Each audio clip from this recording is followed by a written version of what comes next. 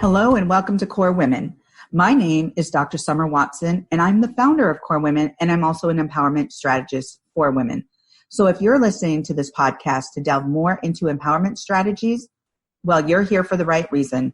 However, Core Women was also developed because it's a special place that provides a unique idea of home for the hearts and souls of women. It's a place for us to share our strength, energy, wisdom, and authenticity. It's a place for women to find support and strategic empowerment ideas that will help support their lives. Today on the show, I'd like to welcome Rachel Willis-Sørensen, who is an American soprano. She has won acclaim internationally, and she is a regular guest at leading opera houses around the world. Let's get right into talking about your journey, Rachel, and welcome. Hi, thank you, Summer. I'm happy to be here. Absolutely. So I'm going to ask you probably a very common question, but how did you start as an opera singer? Where did your journey begin? That is a great question. It's true. I am often asked this question. It's funny because I remember basically the first time I interacted with opera as a construct. I guess there are exceptions like Sesame Street. You know, there was the singing orange. There's an orange that sang the habanera from Right. Carmen. I remember Okay. that. But I watched this interview.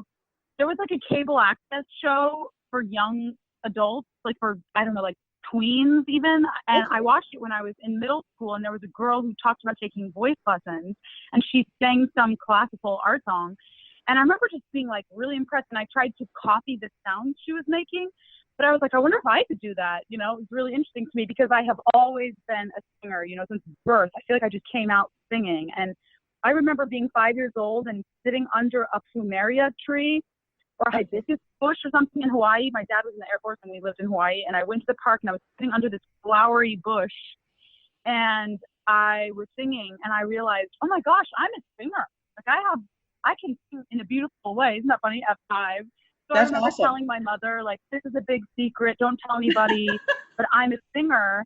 And then she started telling people, and I felt really betrayed. Like, this is my secret. Why are you telling people my secret? Super funny. And then she always was trying to talk me into doing things, but I kind of had, like, I was nervous about sharing it. It's funny because I realize now I'm a complete ham. But I don't know. Like, anyway, I started taking voice lessons later than was normal. I'm one of 5 siblings, and my parents were just building themselves up financially, and like they just weren't really in a position to give me voice lessons. So I sang a lot of jazz choirs. I sang choir and musicals at school and a lot of contemporary styles. And I considered myself a singer. I am a singer. And then I saw that clip with the girl singing classically, and I thought, I wonder if that's within my body to be able to accomplish. And then someone suggested to me, you need to take voice lessons or you're going to wreck your voice. Because I was sort of screaming, belting without technique all the time and losing my voice like once a week. And I remember my mom found a group voice class offered in the Tri-Cities, Washington, where I grew up, from this lady, Elaine Sherparell Burgess. Okay. And then I took 2 hours twice a week for a month or something. It was like this course. And it was like my introduction to voice lessons. I remember the day before the first one, this friend of mine who already took lessons, we were like on a bus. I think it was for a choir trip. And I said, I'm about to take voice lessons, but I'm already so great. What can I possibly learn? I remember actually thinking that, which is so funny in retrospect because I had my first voice lesson and I was like, rude awakening. I have no idea what I'm doing. Oh my You know what I gosh, mean? that's great. So I had to learn how to do it. And it was like as a pop singer and as like I was on these small choral competitions, I was always given like outstanding soloist award, and I felt really celebrated for my talent. But then I started doing classical competitions and I tanked. Like I was terrible. I had no technique. And somebody wrote in the first ever adjudication I got from a classical competition, the guy wrote, this is Handel, not Wagner. They're singing a Handel piece. Right. And I was like, I don't know what that means, which is really funny because now I sing Wagner professionally and it's like this whole different thing. Right. So anyway, sorry, this is too long a story just to tell you that it's fine. I always thought it was great. And then I learned, wow, there's a lot of work involved. And so then I invested myself deeply for years and years and years. I'm still in the pursuit of like the ideal vocal technique that can accomplish all of the demands of the new repertoire that I'm undertaking. So it's like a lifelong journey. And that is basically how I became an opera singer. I fell in love with performing. I fell in love with singing opera. specifically for a lot of reasons. I mean, the beauty of the storytelling, this like 1 degree removal from reality because it's all sung, the exquisite, colorful nature of an orchestra live without electronic amplification, the voices themselves in the room, it's magic to me. And also, I'm quite a cerebral person, so to be able to challenge myself and sing in multiple languages is a huge gift. And I just love it. I love what I'm doing, and that is how that happens. Yeah, it's phenomenal what you do. I mean, to be somewhat of a linguist, an actor, a singer, it's just phenomenal. You've got all these skills, and yet I can understand why it's a continued learning process, because each of those skills is something that you can hone. And so to be able to do that, you just have to keep learning, right? And that's what keeps it absolutely really exciting too. What is the role or production that's had the biggest impact on your career thus far? Oh, that's a good question. I sort of am lately, it's funny because you never know what's going to really do it for you.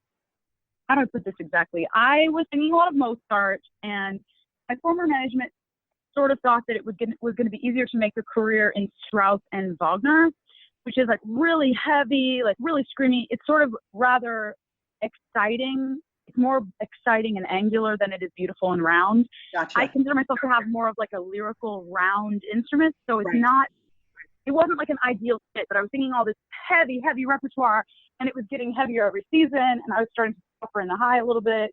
So I was singing all this repertoire, and I was getting nervous, like, I don't think this is right for me. I had a couple of Don Giovanni's, which is Mozart, from early days. Like, Mozart is something that a lot of people think you can only sing in the beginning of your career.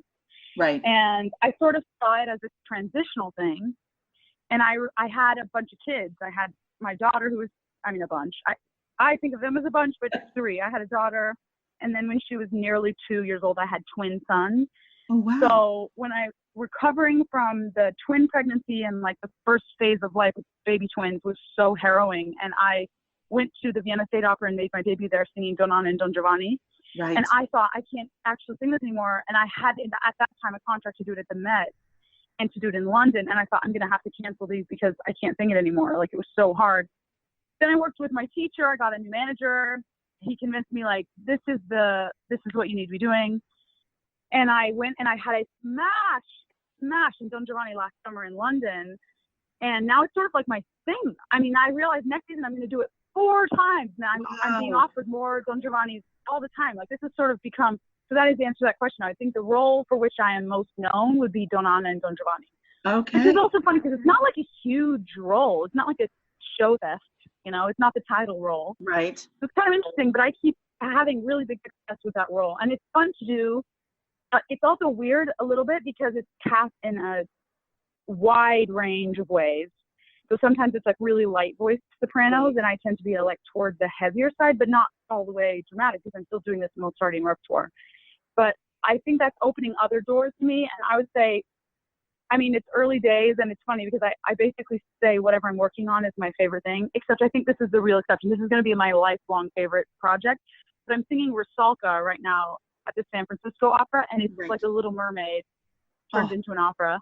That's if in the end of the Disney version, like the prince didn't change his mind and go back to Ariel, and she becomes a villain and sucks his soul out. That's the opera version. Oh, wow. And that's kind of funny. So it's kind of like I'm a comic book villain, and it's my origin story. It's great, though. The music is extraordinarily beautiful, unapologetically so. It's in this great, legible production where you can really discern the story.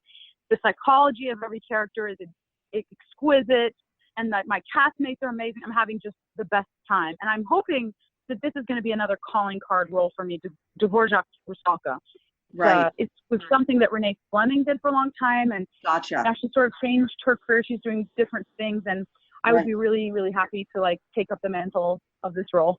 Right. That would be phenomenal. And, it's so funny that you talk about the character of Ariel, Little Mermaid, turned into villain. And it kind of aligns with some of like the Grimm's fairy tales or Hans Christian Andersen. Not all these fairy tales always turn into these like happy endings. In some of them, they end up going into bubbles and fading away into the ocean. In the Grimm's fairy tale, it's very raw and it's very, very unique, and so each I think that they used to tell fairy tales were not intended for children initially. I think the Grimm's fairy tales were like stories that grown-ups would tell each other when the kids went to bed to freak each other out. Like they were really intense, violent, often violent stories.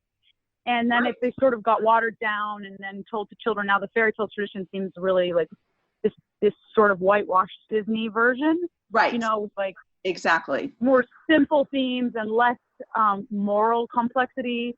But the operatic version would be based on the time when it was more like horror stories because people didn't have television. You know what I mean? Right. So that's how people understand each other. Grown-ups. Certainly it's for grown-ups.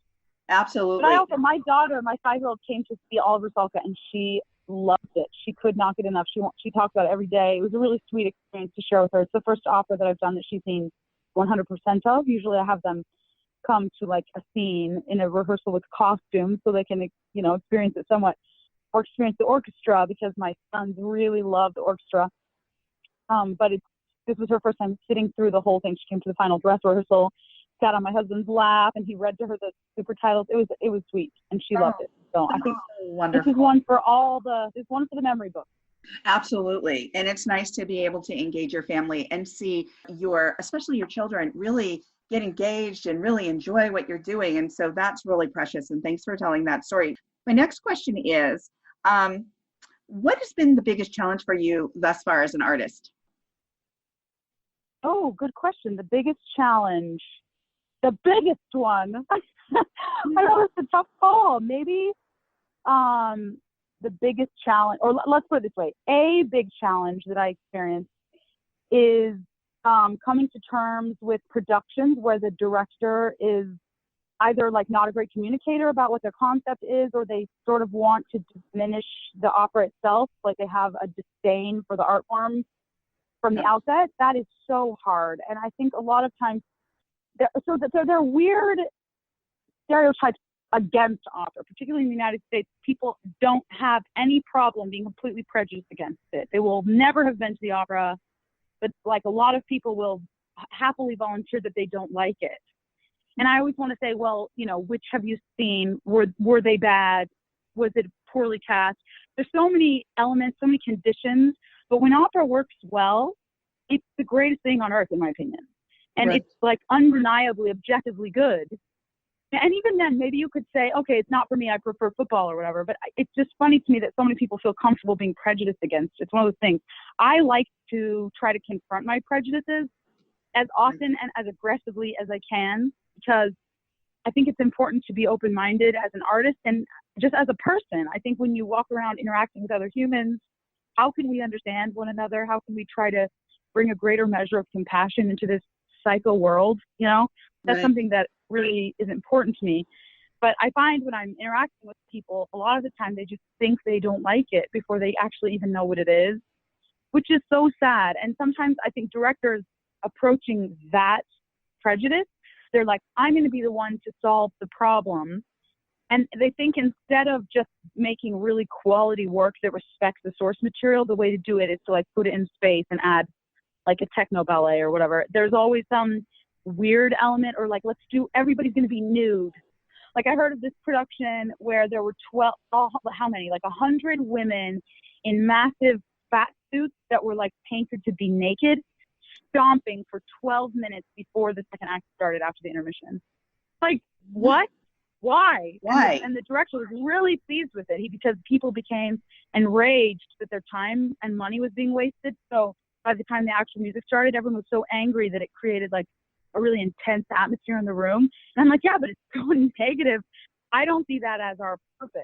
I want to help people reach some sort of catharsis and help them alter their worldview to encourage a more humane view of their fellow men. That's what I view as my purpose.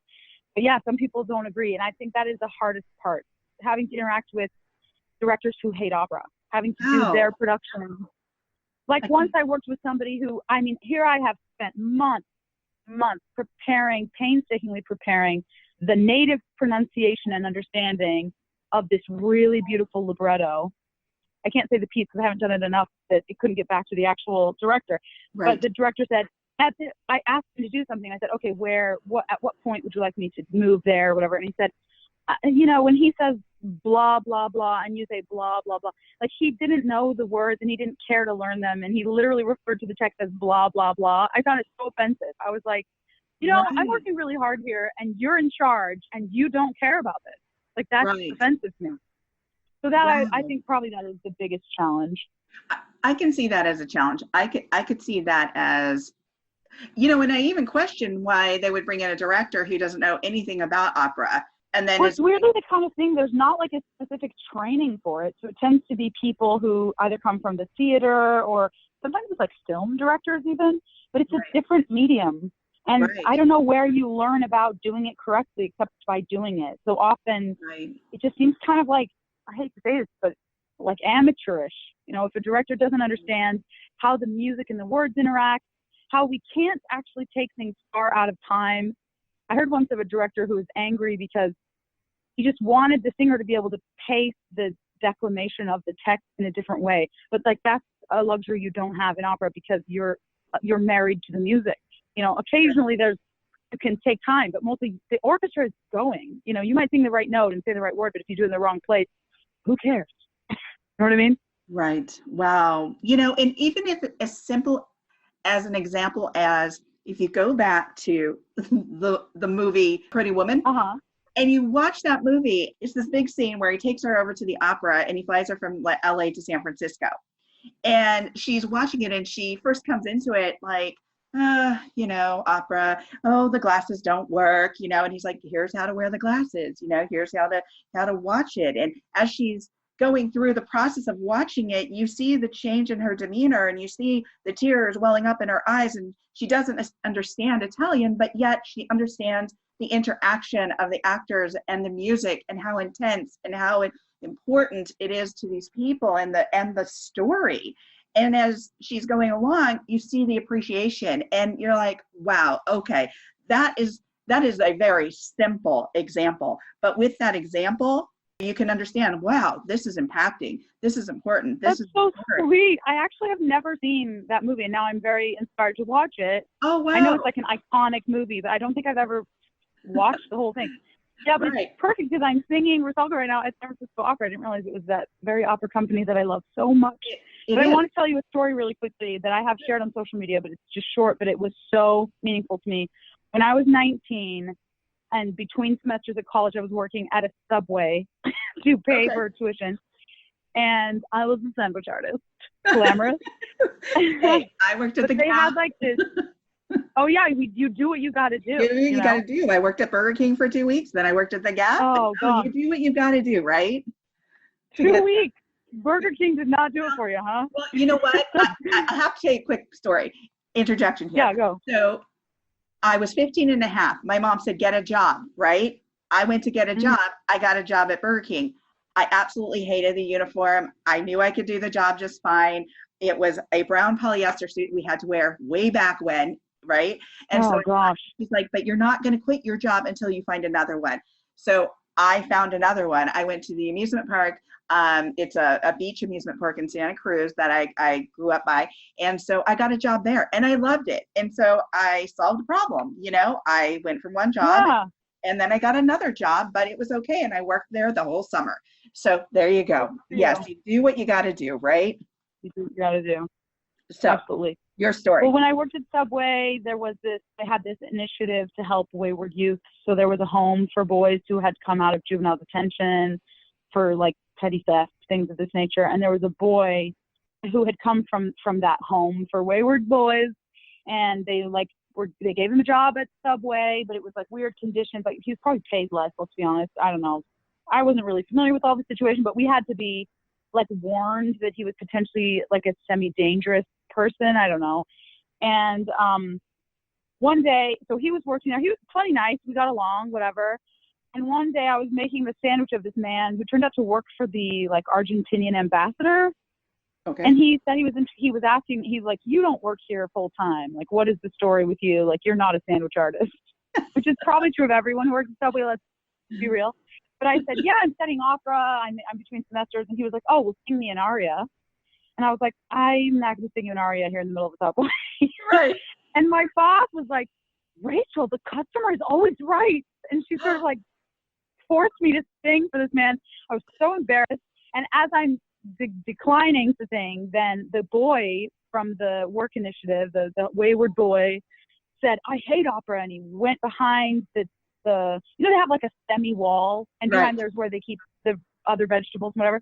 He went behind there. So I thought he was just leaving, so he didn't have to listen. And then I sang my little aria for the guy. I sang Quantum en Vo from Bohème, which is Musetta's aria. I just sang like a verse of it. And people clapped. They made a big thing out of it. He gave me like a $50 tip. I was like, best day ever! I thought it was awesome. And then I didn't really think much about it. I finished his sandwich, rang him up, he left. I went behind the bar to get something, and there was this boy sitting on an overturned bucket with his head like hanging low. And I was like, oh my gosh, are you okay? Is something wrong? And he looked up and he just said, was that opera? And I said, yes. And he said, I've never heard anything like that, and I've never heard anything more beautiful. And he was like choked up. I mean, I'll never forget this as long as I live. And it's just, for me, one of those memories that I cling to, because people say they don't like it, but they don't know what it could do for them. Exactly. If they gave it a chance. Absolutely. I really think it could move. I mean, it's just the kind of thing that could really move you, but it has to be great. And a lot of it is not great because the conditions might be sub-ideal. That happens, for example, like we mentioned already, if a director hates the art form, like it's probably not going to be what it could be. Right. Absolutely. Now, repeat, like where you're at, where you're going to spend your 2019 season. Are you going to be in San Francisco, stay in San Francisco for the year? Well, I have 3 more performances of Rusalka, and then next I go to Munich to do 2 performances of the Marriage of Figaro. Then I have about a month off in Kevin's because I have so much rep to learn for next season. Then I head to London to prepare Faust, Marguerite in Gounod's Faust for the first time. And those performances will actually be the Royal Opera House tour of Japan. So in Tokyo and where is the other city? Yokohama, maybe? Okay. And then I go straight to Dresden for Der Rosenkavalier. And then I go from Dresden to Chicago for Don Giovanni. And then, I mean, there's so many things. It's crazy. Eventually I'm going to go to Switzerland for the Huguenots, and then to Bordeaux for the Marriage of Figaro and Don Giovanni. And I have my first Paris performances next March. I'm going to be seeing a title in Paris. God, congratulations. We're excited to eat Parisian food. Oh my goodness. You have a schedule in front of you. It's crazy. Wow. Yeah. Okay. Last question. If you were to leave the listeners with some words of wisdom, what would they be? Listen to your gut. Trust your instincts and get to a place in your life where you can hear them, which probably means tuning out sometimes of all the noise and trying to go as deep as you can within yourself. I really believe that you already have all the answers, but you need to learn to listen to your own gut and again, trust yourself, trust your instincts. If something feels like it's the right thing, then you should do that thing. Right. Great words of wisdom. Thank you, Rachel, for joining me on the Core Women podcast today. It was my pleasure. Thank you for having me. Absolutely. If you would like to know more about Rachel, go to RachelWillis-Sørensen.com and follow her on Instagram, Facebook, Twitter, and YouTube. If you need a strategic empowerment coach, contact me. If you want to tell your story of empowerment or how you have reconstructed your life to drive change, send me a video or an email of your story, providing permission to use it on my social media platforms. If you want to be featured on my podcast, reach out to me at info@corewomen.com. I want to hear from you and to get to know you. You are now part of the Core Women home. Let's get to know each other. Let's learn from one another. Please follow Core Women on Facebook, Instagram, and Twitter. Please let your women friends know about this podcast. If you write about Core Women in your social media posts, please hashtag Core Women. This is all about women. Thank you for taking the time to learn more about Core Women, and please stay tuned for continued growth of the Core Women movement. Let's grow and drive change together.